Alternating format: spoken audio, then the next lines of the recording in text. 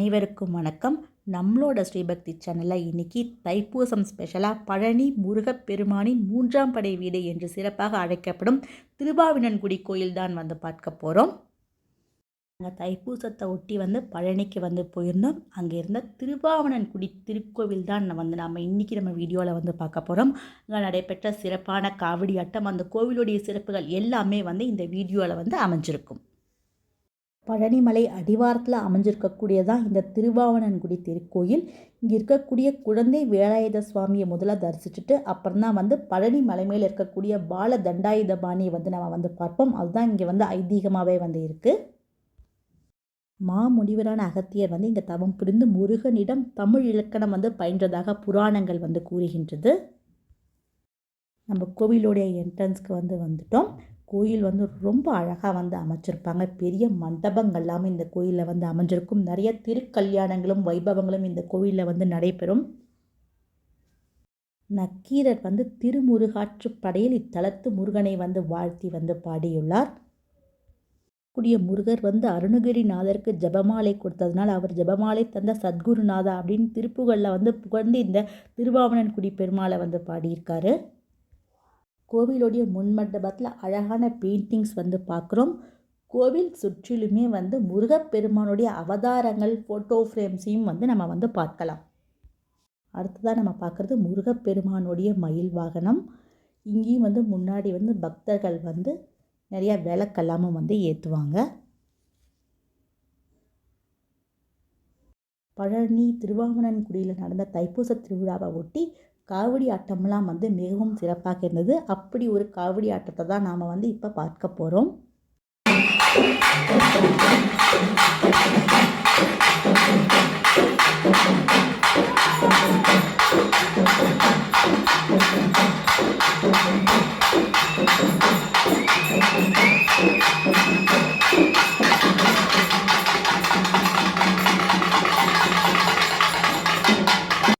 பக்தர்கள் பழனிமலைக்கு காவடி எடுத்து வரதும், பாத யாத்திரையாக வரதும், தீர்த்த காவடிகள்லாம் கொண்டு வரதும் பார்க்குறதுக்கே ரொம்ப சிறப்பாக இந்த கோவிலில் இருக்கும்.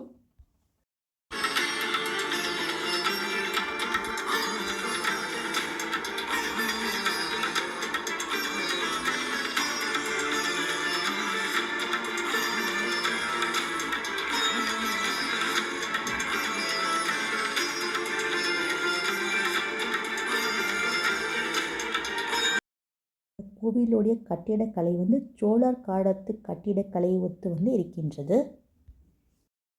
இந்த கோவிலில் பிரம்மாண்டமான ராஜகோபுரமும் கலை நயமிக்க மண்டபமும் இந்த கோயிலில் இருக்குது. கோவிலில் அமைஞ்சிருக்கிற ஒவ்வொரு தூண்லேயுமே ரொம்ப அழகான சிற்பங்களையும் அமைச்சிருக்காங்க. இங்கே பார்த்தோன்னா அழகாக கிருஷ்ணருடைய சிற்பங்களும் அமைச்சிருக்காங்க. இப்படி ஒவ்வொரு தூண்லேயுமே ரொம்ப அழகான தெய்வங்களுடைய சிற்பங்களையும் நம்ம பார்க்கலாம். கோவிலில் நிறைய திருமணங்கள்லாம் நடந்து கொண்டே இருக்கும். நாம் அடுத்தது மூலவரான குழந்தை வேலாயுத சுவாமியை தரிசிக்கலாம்.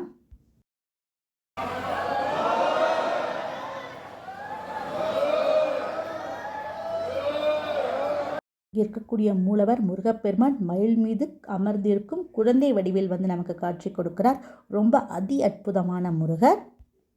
இந்த கோவில் இருக்கக்கூடிய ஸ்தலத்தில் திரு அப்படிங்கிற மகாலட்சுமி, ஆ காமதேனு, இனன் சூரியன், கு பூமி, டி அக்னி வாயு பகவான் ஆகியோர் தவமிருந்து பலன் பெற்றதால் இந்த கோவிலுக்கு திரு ஆவினன்குடி அப்படிங்கிற சிறப்பு பெயரும் ஏற்பட்டது.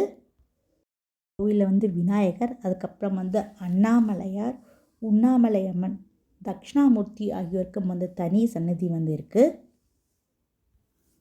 கோவிலே நக்கீரர் அருணகிரிநாதர் அவர்களுக்கும் தனி சன்னதி அமைக்கப்பட்டிருக்கு.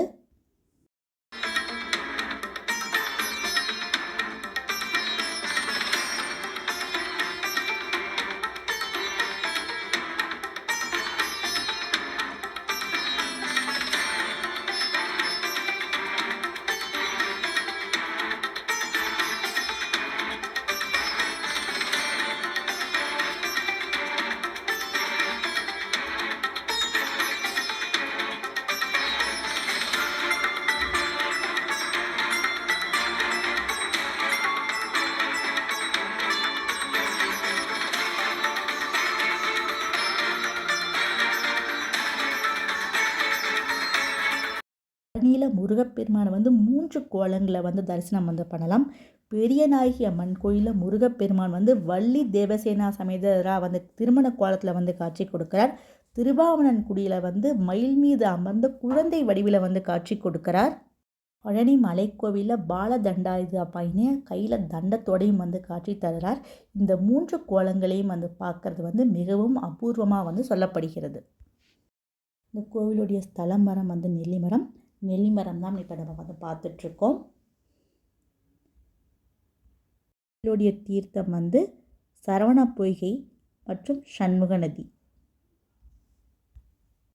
கோவிலுடைய ஸ்தல வரலாறு என்ன அப்படின்னா, நாரதர் கொடுத்த கனியை வந்து தனக்கு தராததால் கோபித்து கொண்ட முருகன் மயில் மீது ஏறி இத்தலம் வந்தார்.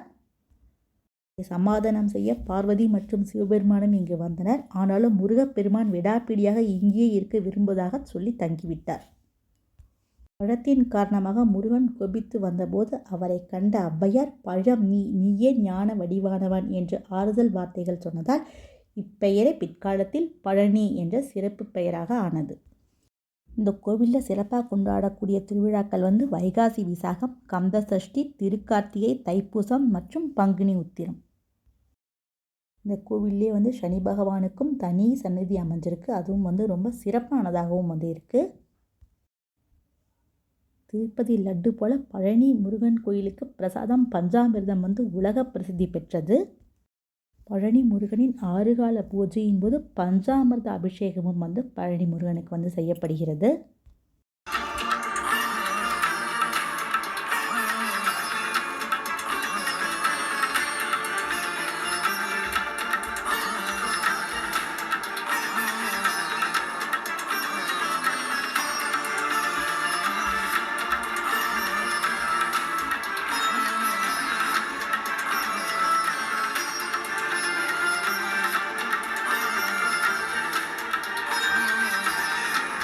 நம்ம தனி சன்னதியில் அமைஞ்சிருக்கக்கூடிய சொக்கநாதர் மற்றும் மீனாட்சியை வந்து பார்த்தோம். பக்கத்துலேயே வந்து துர்க்கைக்கும் தனி சன்னதி வந்து அமைஞ்சிருக்கு. இங்கே இருக்கக்கூடிய முருகப்பெருமானை வேண்டிக்கிறதுனால குடும்பத்தில் சகல ஐஸ்வர்யமும் சகல தோஷமும் நிவர்த்தியாகும் அப்படிங்கிறது வந்து சிறப்பாக வந்து சொல்லப்படுகிறது.